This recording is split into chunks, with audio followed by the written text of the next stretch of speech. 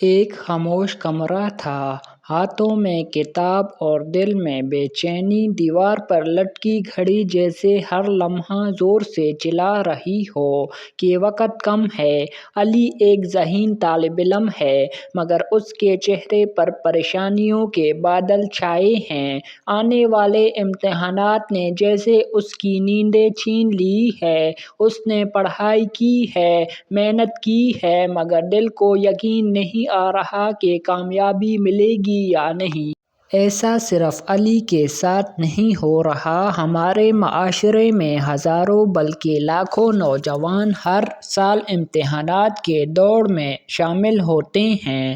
کچھ کامیاب ہو جاتے ہیں، کچھ پیچھے رہ جاتے ہیں، لیکن سوال یہ ہے کہ کیا صرف محنت کافی ہے یا کامیابی کے لیے روحانی راز بھی ہیں؟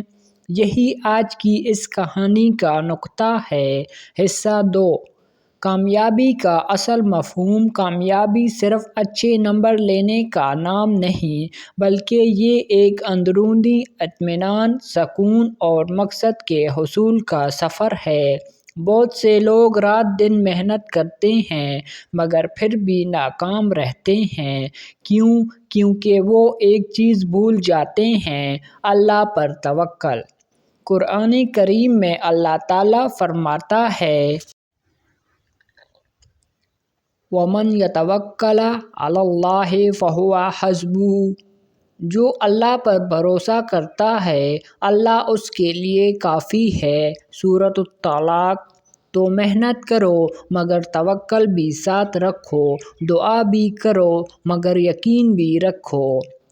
حصہ 3، وظیفے کا تعارف۔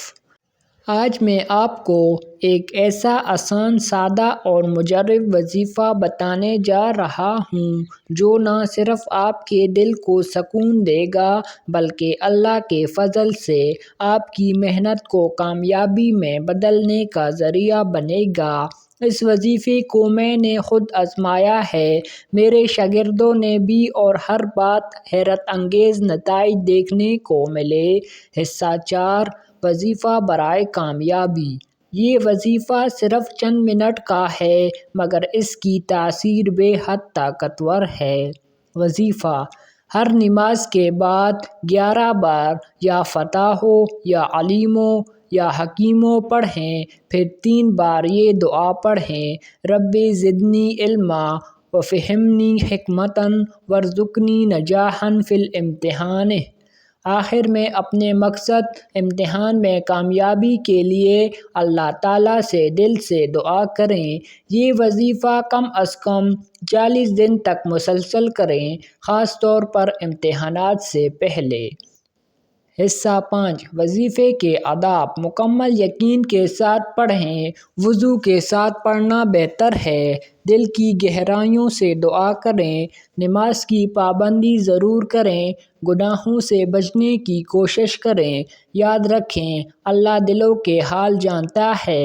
اگر آپ کا دل صاف ہو، نیت خالص ہو، تو کوئی طاقت آپ کو کامیابی سے نہیں روک سکتی۔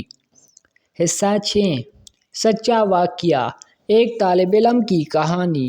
یہ کہانی فہد نامی طالب علم کی ہے جو میڈیکل کی انٹری ٹیسٹ میں 3 بار ناکام ہو چکا تھا۔